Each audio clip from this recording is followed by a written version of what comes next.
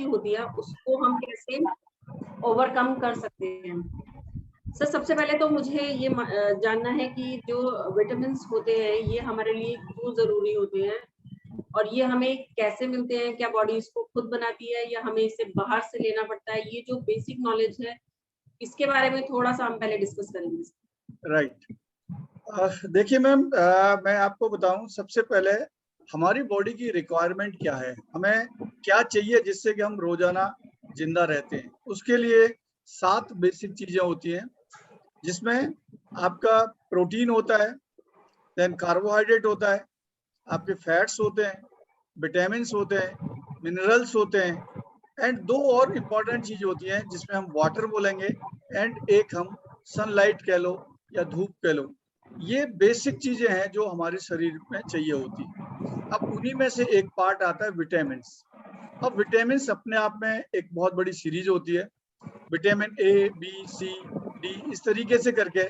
जो B vitamin होता है वो कॉम्प्लेक्स फॉर्म में होता है, मीन्स उसमें बहुत सारे विटामिन होते हैं, 1, 2, 3, 4 से लेकर 12 तक होते हैं। तो आपने कई बार देखा होगा विटामिन B12 की डेफिशिएंसी आ गई। ऐसे एक हमारा विटामिन डी होता है। अगर हम विटामिन डी की बात करते हैं तो विटामिन डी हमारे शरीर में एक हार्मोन की तरह काम करता है, और कोई भी जो विटामिन होते हैं वो इसी तरीके से काम करते हैं, और शरीर की हर एक कोशिका में किसी न किसी रूप को प्रभावित करता है। उसको उसकी जरूरत, उसकी इम्पोर्टेंस वहाँ दिखाई देती है। इसकी अगर कमी हो जाए शरीर के अंदर तो कई तरह की हेल्थ प्रॉब्लम्स हो जाती हैं विटामिन डी की कमी से। और कई बार आपने देखा होगा, अभी हाल ही में हमने देखा कि जो कोरोना आया है तो वहाँ पे विटामिन डी ने भी अपना एक रोल प्ले किया था। हालांकि विटामिन सी और विटामिन वही हमारे पिक्चर में आए। तो इस तरीके से ये है। विटामिन B12 की अगर मैं बात करूँ, आपका क्वेश्चन था कि क्या ये हम कहीं से बाहर से लेते हैं, हमारी बॉडी बनाती है। देखिए, विटामिन डी की अगर हम बात करते हैं तो विटामिन डी की हमारी बॉडी बनाती है, और वो सनलाइट की प्रेजेंस में विटामिन डी बनता है। बट आजकल मेडिकल साइंस में काफी तरक्की की है, तो उन्होंने इसके कुछ शॉट्स इस टाइप से बनाए हुए हैं कि अगर आप उनको लोगे तो उनसे भी विटामिन हो सकता है। बट अगर मैं एज ए नेचुरोपैथ बात करूं तो सबसे बेस्ट सोर्स विटामिन डी का जो है वो है आपका सनलाइट। सनलाइट की मौजूदगी में आपका जो कोलेस्ट्रॉल होता है बॉडी का, वो विटामिन डी में कन्वर्ट होता है, और वहां से हमें ये विटामिन डी मिलता है। अब आते हैं विटामिन B12 की बात करते हैं। विटामिन B12 भी एक ऐसा विटामिन है जो हमारे बॉडी में, जो हमारे गट होता है, गट के अंदर बैक्टीरियाज होते हैं। और आपको जानकर खुशी होगी कि हमारे हर किसी आदमी की बॉडी के अंदर लगभग एक स्वस्थ आदमी की बॉडी में 1.5 किलोग्राम बैक्टीरिया होते हैं। और हमारे शरीर में जितनी भी सेल्स हैं उसके कई गुना ज्यादा, 10 से 12 गुना ज्यादा बैक्टीरिया हैं। जितनी सेल है उसके 10 से 12 गुना ज्यादा बैक्टीरिया।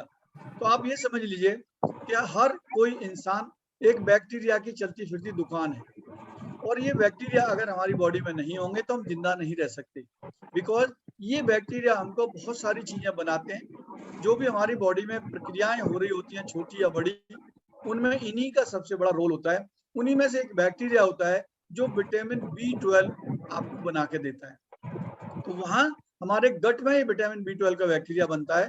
बट मेडिकल साइंस में कुछ टैबलेट्स हैं, कुछ कहाँ से ले सकते हैं, कैसे लेते हैं, वो भी बातें आती है सामने। बट अगर मैं नेचुरोपैथ की बात करूं तो 100% सारा का सारा जो विटामिन B12 बनता है वो आपके गट में ही बनता है।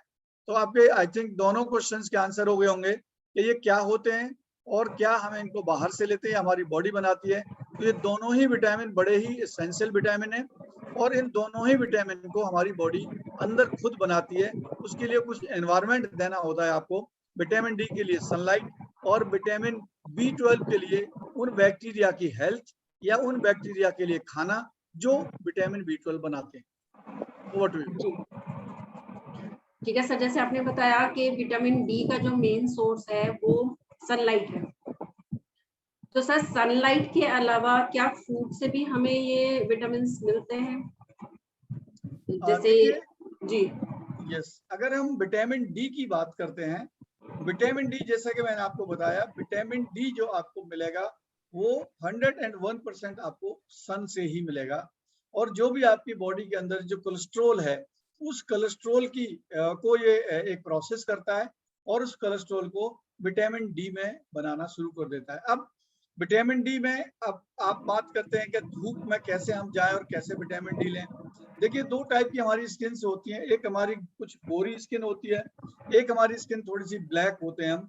तो जो ब्लैक होते हैं उन लोगों के लिए सन में एक्सपोजर ज्यादा चाहिए होगा विटामिन डी में कन्वर्ट करने के लिए, और जो गोरे लोग होते हैं उनको 15 से 20 मिनट भी अगर वो सनलाइट रोजाना देते हैं तो उससे भी उनका विटामिन डी की जो भी कमी है वो पूरी हो सकती है, बॉडी आपको बना लेगी। आज की डेट में लोग कहते हैं विटामिन डी की कमी, मैं कहता हूँ कि राजस्थान या किसी भी हमारे जो इंडिया में विटामिन डी की कमी होनी ही नहीं चाहिए। बिकॉज अगर विटामिन डी की कमी होती है इतनी ऐसे कंट्री में जहाँ पे के लगभग 10 से 12 घंटे सन एक्सपोजर होता है, तो ये एक बड़े अफसोस की बात है। यस, अगर मैं बात करता हूँ यूरोप में, अगर कहीं स्वीडन में कहीं जहाँ पे सन लाइट ही नहीं होती, सन होता ही नहीं है, 2-3 घंटे ही सन होता है, वहां पे तो फिर भी मैं मान सकता हूँ कि विटामिन डी की कमी है। बट यहाँ पे विटामिन डी की कमी नहीं हो सकती।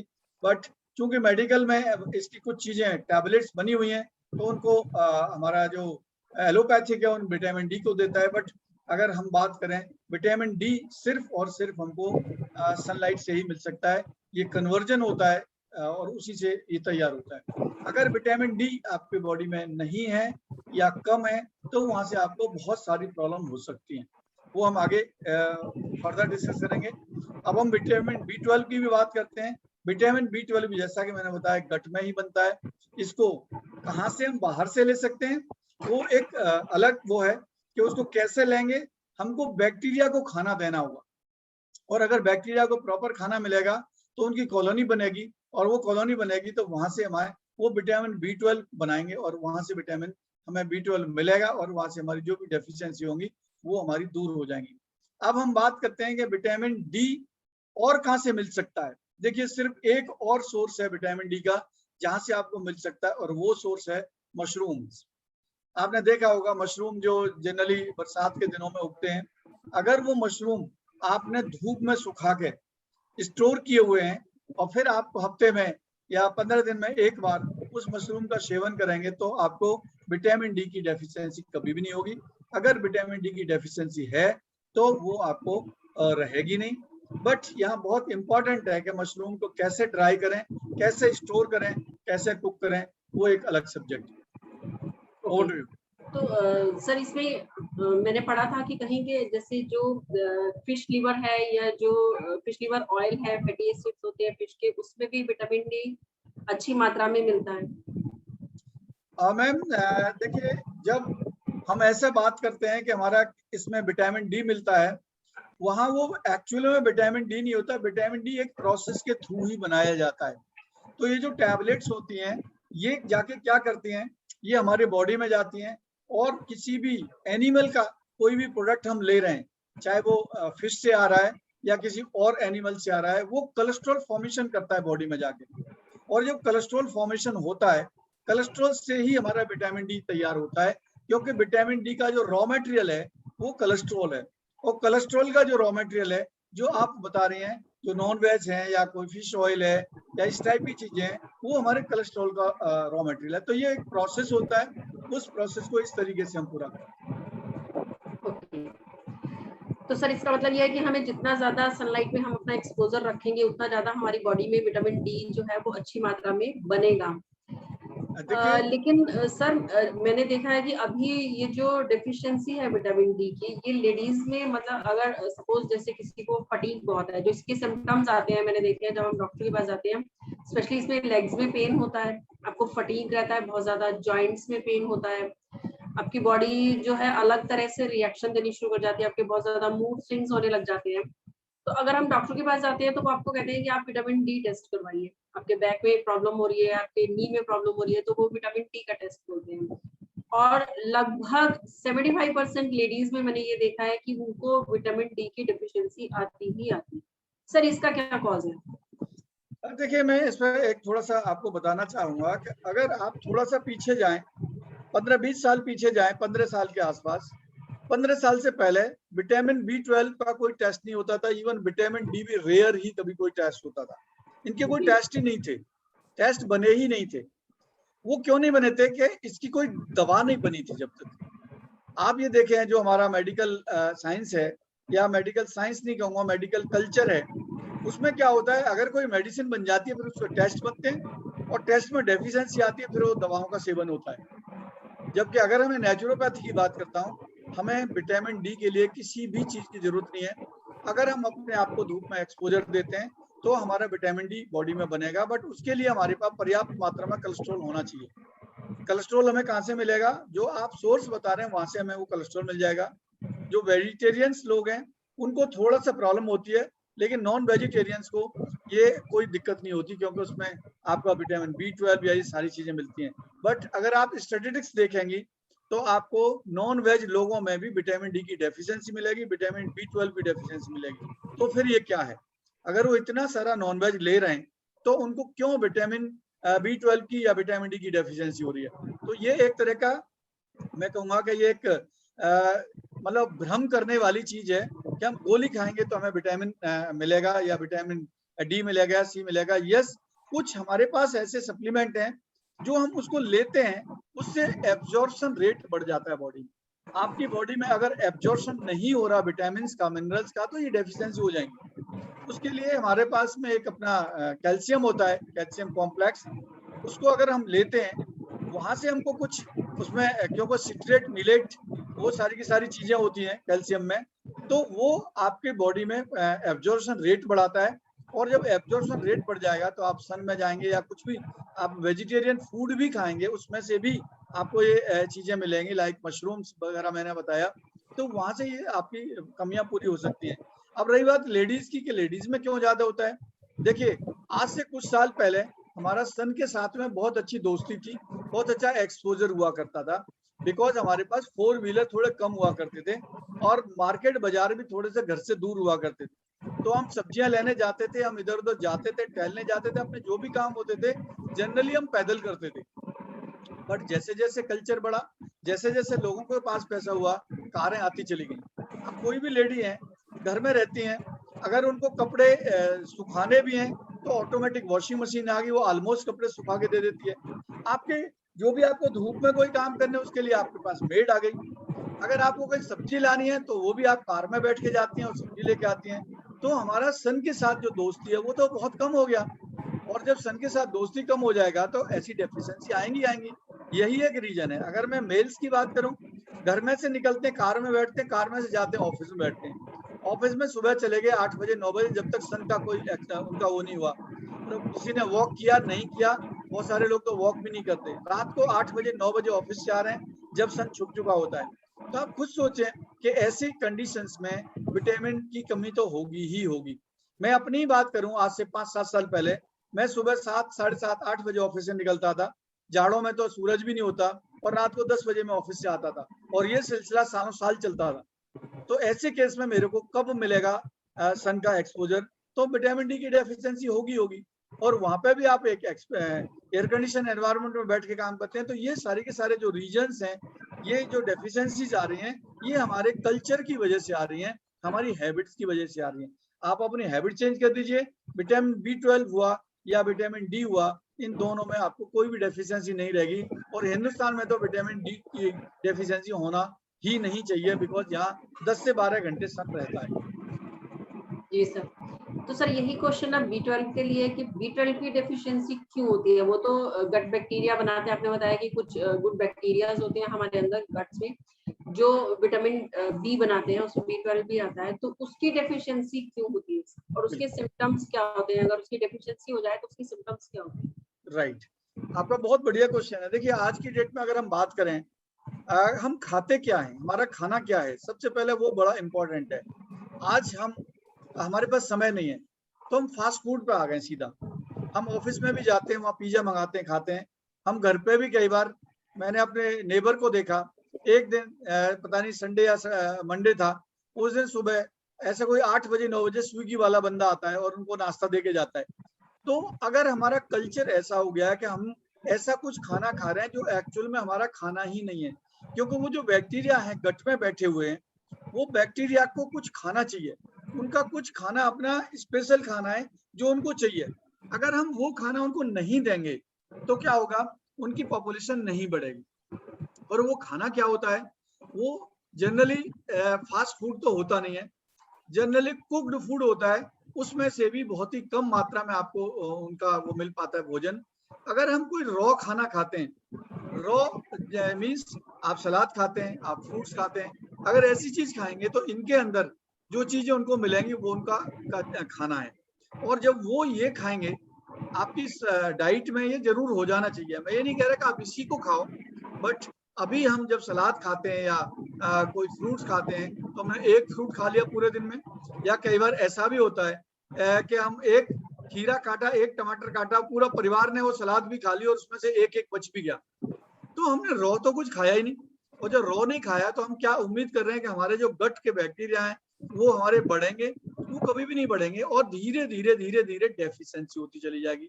जैसे ही आपके गट बैक्टीरिया कम होंगे, आपको प्रॉब्लम्स आती चली जाएंगी, आपको फटीग होगा, आपको बहुत ज्यादा थकान होगी, एंड आपको इसमें जो आपका जीन्स होते हैं उस पर भी इसका बहुत बड़ा इम्पैक्ट पड़ता है। ये आरबीसी जो रेड ब्लड सेल्स बनाने में इसका बहुत बड़ा रोल होता है। आपका नर्व सिस्टम पे ये काम करता है, आपके ब्रेन पे बहुत काम करते हैं ये बैक्टीरिया।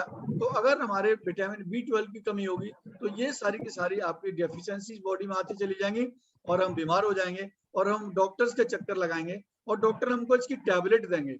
टैबलेट से विटामिन B12 कभी भी नहीं बन सकता।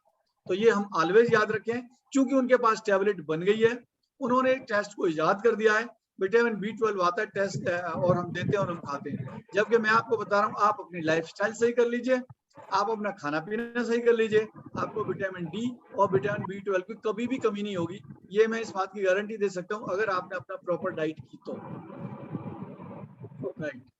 तो सबसे इम्पोर्टेंट ये है कि हम अपने लाइफस्टाइल को ठीक रखें, अपने खाने को ठीक रखें, रॉ मटेरियल जो है, हमारी जो रॉ वेजिटेबल्स हैं, रॉ जो फ्रूट्स हैं, उनको जितना ज्यादा हम लेंगे उतने ज्यादा हमारे गट बैक्टीरिया जो है वो एक्टिव रहेंगे या उनका नंबर ऑफ जो बैक्टीरियाज हैं वो बढ़ेंगे और हमारे अंदर कभी भी आयरन की कमी नहीं होगी, क्योंकि जो विटामिन B है इससे आयरन बनता है और आपके ब्लड का आरबीसीज बनती है। तो जितना नंबर ऑफ आरबीसीज ज्यादा होगा उतना ही आपका ब्लड हेल्दी होगा। और इसके साथ साथ अगर आप सनलाइट में रहेंगे तो आपको विटामिन D भी भरपूर मात्रा में मिलेगा। असर ये तो था कि हम विटामिन D हमारे लिए क्यों जरूरी है या B12 हमारे लिए क्यों जरूरी है और ये हमें कहाँ कहाँ से मिलता है। असर विटामिन D की डेफिशिएंसी से क्या होता है और विटामिन B12 की डेफिशिएंसी से तो आपने बताया कि फटीग होती है और नर्वस सिस्टम पे भी इफेक्ट होता है। लेकिन मान लीजिए कि हम सनलाइट में भी हैं, हम खाना भी खा रहे हैं अच्छा अपनी तरफ से, और उसके बावजूद भी हमें ये सिम्टम्स आ रहे हैं, तो क्या हम सेल्फ असेस कर सकते हैं कि हमें इन चीजों की कमी हो रही है? मान लीजिए कि किसी के लेग्स में बहुत ज्यादा पेन है या किसी के बैक में बहुत ज्यादा पेन है या किसी के जॉइंट्स पे स्वेलिंग है, जॉइंट्स में पेन है, किसी का कलर पेल हो गया है, वो रेड से पीलेपन में चला गया है, तो क्या हम सेल्फ असेस कर सकते हैं कि हाँ हमें इन चीजों की कमी है या हमें टेस्टिंग पे ही डिपेंड रहना पड़ेगा? बिल्कुल, बहुत बढ़िया सवाल है आपको। देखिए, मैं आपको इसमें दो चीजें बताता हूँ। नंबर 1, किन कारणों से विटामिन D की कमी होती है, सबसे पहले हमको वो देखना है। Excuse me.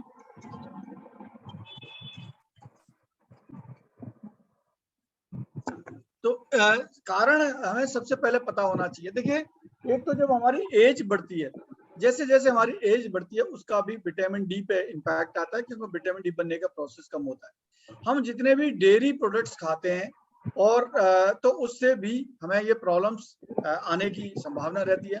अगर हम ओवरवेट हैं तो हमें ये दिक्कत आएगी। हम धूप से बहुत ज्यादा दूरी रखते हैं तो हमें ये प्रॉब्लम आएगी। हमेशा सनस्क्रीन का प्रयोग करते हैं जिससे कि सनलाइट लगे नहीं, या बहुत ज्यादा कपड़े पहन के रहते हैं, बॉडी का एक्सपोजर ही नहीं दे रहे सन के साथ, तो भी हमें इसकी दिक्कत आएगी। हम ज्यादातर काम वर्क फ्रॉम होम में घर में ही काम करते हैं, हम धूप में बाहर निकलते नहीं है। अभी आपने देखा होगा 2-3 महीने जब लॉकडाउन रहता तो ज्यादातर लोग घर में रहते हैं, बाहर जाते ही नहीं है, तो उसमें भी दिक्कत आएगी। इवन आपकी अगर डार्क स्किन टोन है, उन लोगों को भी विटामिन D की डेफिशिएंसी हो सकती है। अगर विटामिन D की डेफिशिएंसी है तो क्या होगा? देखिए, इससे हर वक्त आपको थकान सी महसूस होगी। अगर आपके शरीर में विटामिन D की कमी है, आपको ऐसा लग रहा है तो थकान सी हो रही है, इसका सबसे बड़ा कारण है कि आप अपने आप को ना, जैसे कहते हैं ना, लेजीनेस, एकदम थका हुआ, अरे कर लेंगे, कल कर लेंगे काम, ऐसा महसूस करेंगे। और जो भी आप कैसा भी भोजन करेंगे, आपको नींद भी प्रॉपर तरीके से नहीं आएगी। तो वो भी एक है। आपको अगर बहुत ज्यादा नींद आ रही है, ये भी एक प्रॉब्लम है। आपको नींद नहीं आ रही, ये भी एक इसका रीजन हो सकता है। तो हमें प्रॉपर नींद आनी चाहिए, एक साउंड स्लीप होना चाहिए। हड्डियों में दर्द होता है, आपकी जो मांसपेशियां हैं, मसल्स पेन है, उनमें इसका दर्द होता है अगर विटामिन डी की कमी है।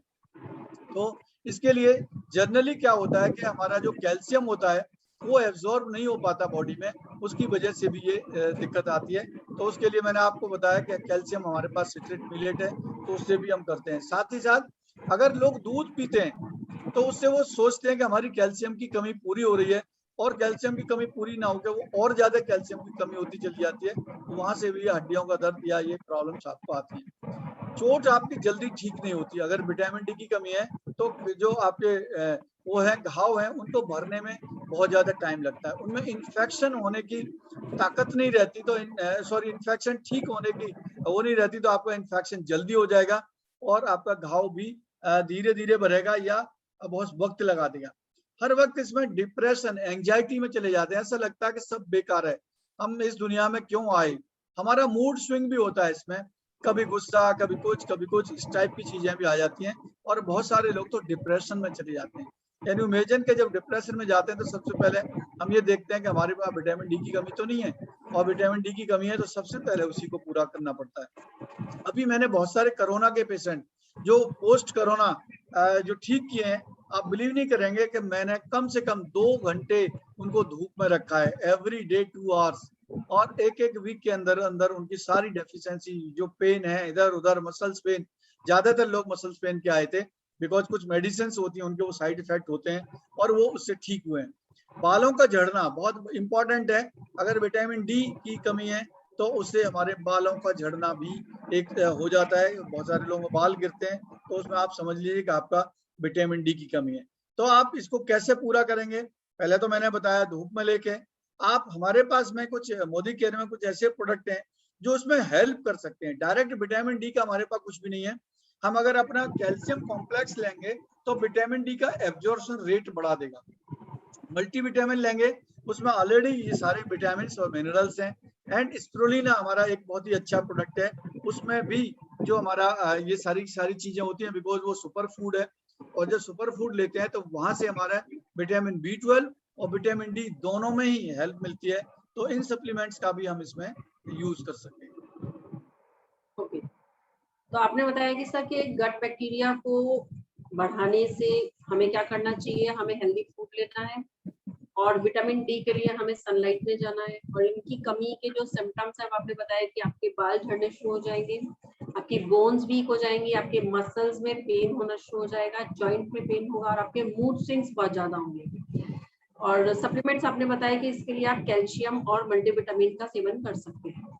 राइट। तो सर इनका जो सप्लीमेंट्स जैसे आपने बताया कि मान लीजिए हम सनलाइट में भी जा रहे हैं, हम अच्छा खाना भी खा रहे हैं, तो ये सप्लीमेंट हमें कितने टाइम तक लेने हैं और कैसे लेने हैं? क्योंकि सर मैंने सुना है कि विटामिन डी जो है वो फैट सॉल्युबल होता है, वाटर सॉल्युबल नहीं है। मार्केट में अगर हमें डॉक्टर प्रिस्क्राइब करते हैं वो सेशे विटामिन डी के, तो वो बोलते हैं कि इसको दूध के साथ लीजिए। विटामिन डी के जो कैप्सूल्स आते हैं उनको दूध के साथ लेने के लिए बोला जाता है। तो क्या इसमें मिथ क्या है, और इसको एक्चुअली हमें कैसे लेना चाहिए? पानी के साथ लेना चाहिए या दूध के साथ लेना चाहिए, और कितने टाइम ड्यूरेशन तक लेना चाहिए? देखिए, जैसा कि मैंने आपको बताया कि जो हमारे फूड सप्लीमेंट हैं, सप्लीमेंट हमको पानी के साथ ही लेना है, दूध तो हमें वैसे ही नहीं लेना। अगर हम दूध लेंगे तो हम अपने जो बोन्स हैं उनको और वीक बनाएंगे। जो आपका एलोपैथ कभी भी दूध का मना नहीं करता, बट और सारी पैथीज दूध को बहुत ज्यादा प्रमोट नहीं करती, क्योंकि दूध से नुकसान होता है। अब रही बात इसकी सप्लीमेंट की, जैसा कि मैंने बताया कि हमारे पास कोई ऐसा डायरेक्ट सप्लीमेंट नहीं है कि हम बोले उससे विटामिन डी की कमी पूरी हो जाए। यस, हमारे पास जो सप्लीमेंट है ये विटामिन डी के एब्जॉर्प्शन, विटामिन डी के जो प्रक्रिया होगी बॉडी में, उसको कैटलिस्ट का काम करेंगे ये जाके। तो जब भी हम अपना कैल्शियम लेंगे या मल्टीविटामिन लेंगे या हम स्प्रुलिना लेंगे, उससे हमारे कैटलिस्ट का काम करेंगे। फिर जब हम सन में जाएंगे तो हमारा जो रेट होगा कोलेस्ट्रॉल को विटामिन डी में कन्वर्जन का रेट हमारा बहुत अच्छा हो जाएगा, और वहां से जो हमारे विटामिन डी की डेफिशिएंसी जिसको हमें 1 महीना लगना था, वो हो सकता है कि 15 दिन में या 20 दिन में ही आपकी ठीक हो जाए। तो हमारे इस तरीके से ये रोल प्ले करते हैं जो सप्लीमेंट है। सर कितने टाइम ड्यूरेशन तक हमें कोई सप्लीमेंट लेना है, और उसके बाद उसको कब उसको बंद कर देना है? देखिए कुछ सप्लीमेंट ऐसे होते हैं मैम, उनको आप हमेशा ले सकते हैं, लेकिन कुछ सप्लीमेंट ऐसे हैं जो आपको रोक के बंद करके ही लेने पड़ेंगे, जिसमें कैल्शियम भी एक आता है। हालांकि आज मैंने एक बहुत अच्छी स्टडी पढ़ी है कैल्शियम के बारे में कि हमारा जो ये सिट्रेट मिलेट वाला होता है, सिट्रेट वाला कैल्शियम और कैल्शियम कार्बोनेट, दोनों में बहुत अच्छी स्टडी थी। उसको मैंने देखा था, उसमें पता लगा कि जो कैल्शियम कार्बोनेट है उससे कैल्शियम की मात्रा तो आपको ज्यादा मिलती है, बट हमारी बॉडी में कुछ ऐसे एंजाइम्स होते हैं जो ऑक्सीलेट बनाते हैं। तो जब हम कैल्शियम कार्बोनेट लेते हैं तो वो ऑक्सीलेट बनाने में उनकी हेल्प करता है, और जब वो हेल्प करता है तो वहां से ऑक्सीलेट मतलब है स्टोन बनने के चांस हो जाते हैं। जबकि हमारा जो सिट्रेट है, ये सिट्रेट मिलेट वाला, ये ऑक्सीलेट बनाने में बिल्कुल भी हेल्प नहीं करता, जबकि इसमें कैल्शियम की मात्रा एज कम्पेयर टू जो मार्केट का कैल्शियम है उससे कम है। बट यहाँ से चाहे हम कम ले लें कोई दिक्कत नहीं है, लेकिन हमारा कम से कम स्टोन तो ना बने, इसलिए हम इसको 4 महीने ये लगातार लें, फिर 1 महीना छोड़ दें, 2 महीना छोड़ दें, बॉडी अपने आप फिर न्यूट्रलाइज हो जाएगी अगर हमारा एक्सेस हो गया है तो, और फिर इसको 1-2 महीने बाद आप दोबारा चालू कर दें। तो ग्लूकोसामाइन हुआ, कैल्शियम हुआ, ये कुछ ऐसे प्रोडक्ट हैं जिनको आप लगातार ना लें, सालों साल ना लें। लेकिन अगर डिटॉक्स की बात करता हूँ मैं, पुदीना विद तुलसी या अमृत शक्ति की बात करता हूँ, या नोनी की बात करता हूँ, या जो दूसरा हमारा एलोवेरा है इनकी बात करता हूँ, आइदर टैबलेट फॉर्म और लिक्विड फॉर्म, इनको आप लगातार साल भर तक भी ले सकते हो, इनमें कोई ज्यादा दिक्कत नहीं है। जो दिक्कत वाली बात सिर्फ हमारे पास आती है इन्हीं सारे 2-3 प्रोडक्ट में आती है जो पर्टिकुलर बोन से रिलेटेड है, उनको हम लगातार नहीं ले सकते, अदरवाइज कैल्सिनेशन हो जाता है और ज्यादा कैल्शियम डिपोजिट हो जाए तो हड्डी बढ़ने की समस्या भी आ जाती है।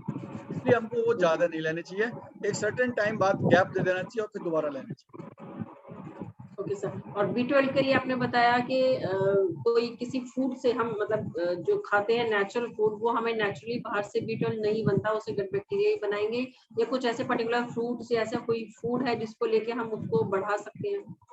हाँ देखिए, इसमें एक तो मैंने आपको फ्रूट्स बताए, साथ ही साथ में हमको करना क्या है, इंटेस्टाइनल वो बढ़ाना है हमें, बैक्टीरिया। इंटेस्टाइनल बैक्टीरिया बढ़ाने के लिए आपको क्या करना पड़ेगा, जो हमारे पास कुछ स्प्राउट्स होते हैं ना, हम स्प्राउट से भी इसको बढ़ा सकते हैं। साथ ही साथ हमारा कुछ ये होते हैं सोया मिल्क, अगर हम मिल्क लेते हैं तो सोया मिल्क होता है, उसमें बहुत अच्छी मात्रा में होता है जो आपको गट बैक्टीरिया बढ़ाने में काम करता है। ये अगर आपने 250 ml सोया मिल्क ले लिया तो आप ये मान लीजिए कि आपने पूरे दिन का जितना भी आपको चाहिए था विटामिन B12 के लिए, वो सारे के सारे इनपुट आपने अपनी बॉडी को दे दिया। आपने टोफू देखा होगा, टोफू कुछ पनीर होता है, क्या होता है, उसमें भी ये बहुत अच्छी मात्रा में होता है, आप उसको लेंगे उससे भी विटामिन B12 बढ़ेगा। फ्रूट एंड वेजिटेबल्स में तो होता ही है, कुछ सीरियल्स हैं, कुछ अनाज हैं मार्केट में आज की डेट में ऐसे भी मिल जाते हैं कि साहब ये विटामिन B12 से भरपूर है, वो भी आप ले सकते हैं, उनसे भी आपको विटामिन B12 बनाने में बहुत हेल्प मिलेगी, और यहाँ से आपका ये विटामिन B12 की डेफिशिएंसी। मैं आपको बता दूं बैक्टीरिया का रोल क्या होता है और कैसे होता है। मान लीजिए एक ऑफिस है, ऑफिस में 100 आदमी बैठे हुए हैं, अब 100 आदमी एक तो काम कर रहे नहीं होंगे, वो एक आध दो आदमी फाइनेंस के होंगे, एक आध दो आदमी एडमिनिस्ट्रेशन के होंगे, एक आध दो बॉस होगा, एक कोई डिपार्टमेंट होगा, इंजीनियरिंग डिपार्टमेंट के होंगे, एक प्रोडक्शन डिपार्टमेंट के होंगे, एक प्लानिंग डिपार्टमेंट के होंगे।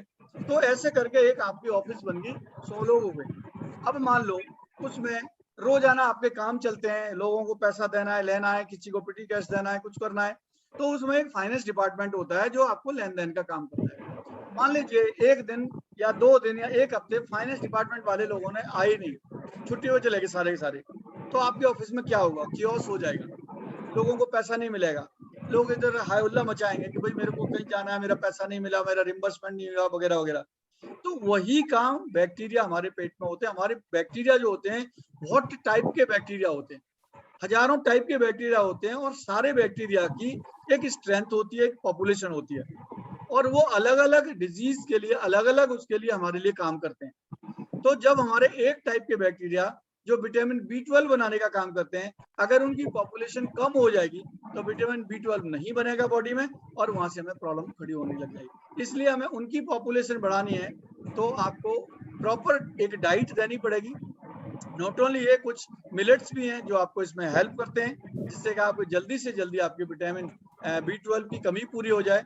जो हम कोई भी चीज फर्मेंटेड फॉर्म में खाते हैं, फर्मेंटेड फॉर्म में बहुत जल्दी आपके गट बैक्टीरिया बनते हैं, क्योंकि आधे से ज्यादा बैक्टीरिया तो हम बाहर ही बना देते हैं।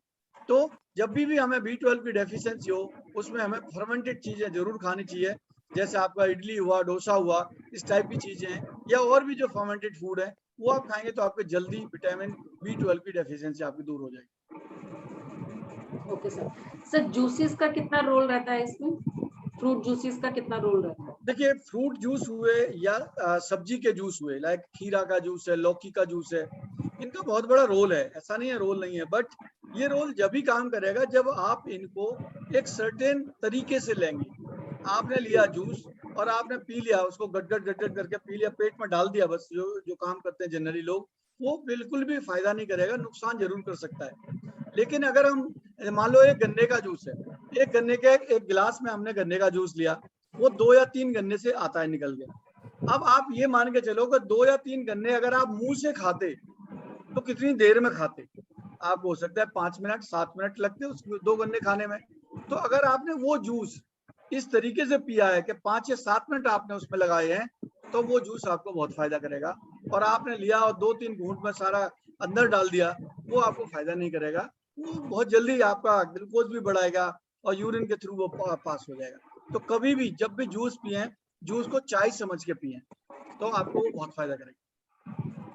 Okay sir, thank you sir. ये बहुत अच्छी इन्फॉर्मेशन आपने दी कि जूसेस लेने का सही तरीका क्या है, कि आप उसको आपको बैठकर आराम से सिप सिप एक सिप सिप करके लेना है, उसको एंजॉय भी करना है और अपने गट बैक्टीरिया को भी एंजॉय करने देना है, तभी आप उसका पूरा बेनिफिट ले पाएंगे। तो सर इसके अलावा आप कुछ और इन्फॉर्मेशन देना चाहते हैं? मुझे लगता है कि अभी काफी कुछ हो गया, हम लोगों ने जान लिया कि विटामिन डी और B12 हमारे लिए क्यों नेसेसरी है, उनके सोर्सेज क्या हैं, उनकी डेफिशिएंसी से हमें क्या क्या इश्यूज हो सकते हैं, और कैसे अगर हमें डेफिशिएंसी हो जाती है तो हम उसको ओवरकम कर सकते हैं। सर ने 2 सप्लीमेंट बताए हैं, आप लोग नोट कर सकते हैं कि इसमें आपको कैल्शियम और मल्टीविटामिन जो है बहुत हेल्प करेगा। इसके अलावा आप फ्रूट जूसेस ले सकते हैं, आप विटामिन डी के लिए मशरूम और सनलाइट ले सकते हैं, और विटामिन B12 के लिए आप खीरे का जूस ले सकते हैं, आप ऑरेंजी जूस ले सकते हैं, और सोया मिल्क सर ने बताया कि उसमें टोफू और सोया मिल्क भी बहुत अच्छा आपके लिए हेल्पफुल रहेगा। तो ये चीजें आप नोट कर सकते हैं और उसके बाद अपनी डाइट में इसको शामिल करके और अपनी इस प्रॉब्लम से छुटकारा पा सकते हैं। सर अब क्वेश्चन आंसर्स के लिए हैंड रेज